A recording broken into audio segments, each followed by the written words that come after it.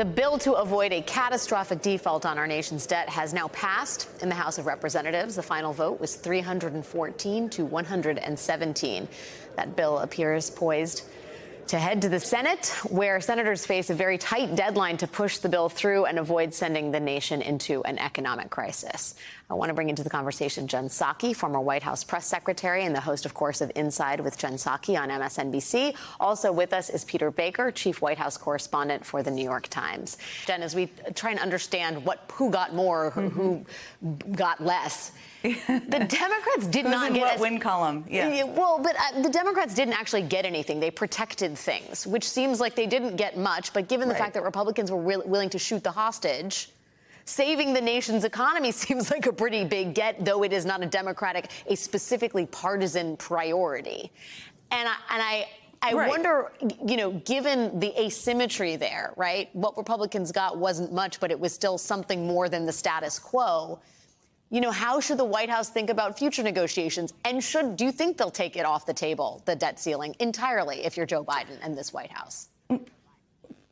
Yeah, I agree with what Peter said, of course, that Joe Biden is somebody who likes to pursue bipartisan deals. I wouldn't say this is a bipartisan deal he's framing behind the Resolute desk, right? This was just about avoiding default. So this case, as you said, Alex, was about preventing the economy from going into a catastrophic downward spiral. Well, this wasn't about really getting much aside from preventing that. Now, Republicans control the House. That's a reality. Elections have consequences. I would say that the pieces of the bill, or the final deal here, even if you look, Alex, at the work requirements, which many Democrats don't like, and President Biden does not like. I don't think most Democrats like. It sunsets at the end of 2024, and even the CBO scored it, and you can argue whether this is accurate or not, as more people being added to SNAP benefits. Now, there are older Americans who will no longer be eligible, but homeless and veterans will be. Is that a win? I don't know. It's not even good policy, but it is not what the House bill was originally. The biggest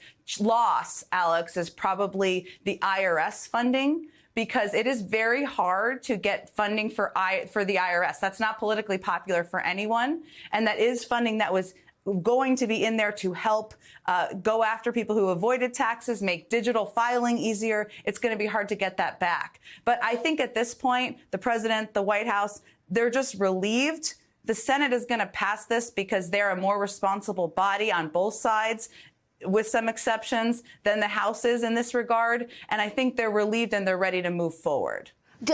Peter, do you have any sense the Biden administration has been playing their hand very close to their vest as far as the 14th Amendment or other sort of existential methods by which you would get rid of the debt ceiling? Do you have a sense that there is, in the wake of this, if it does pass the Senate as it is expected to, that there is an appetite for taking this off the table entirely, that they will pursue that behind closed doors or through the courts or by whatever means are necessary? Yeah, it's a good question. Look, President Biden is an institutionalist, right? So I think instinctively he is nervous, or not nervous, but wary of challenging longstanding convention. Longstanding convention is, of course, there is a debt ceiling by law. The president doesn't have the constitutional authority to simply ignore it.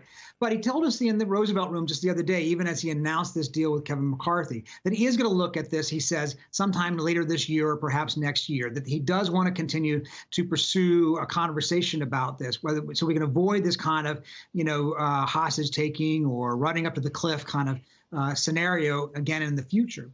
But he anticipates a court challenge if he were to do it, which is why one reason, at least, he said he didn't do it this time, because he didn't want to take a chance that a court challenge would still leave the country in default while this is being litigated. But it's a question about whether he's willing to take on that issue.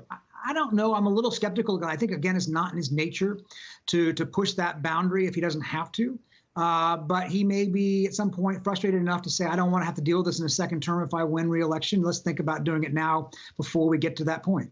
Yeah, and I would just say, for the institutionalists, our president, preserving the full faith and credit of the United States is a norm worth preserving. That, too, is an institution.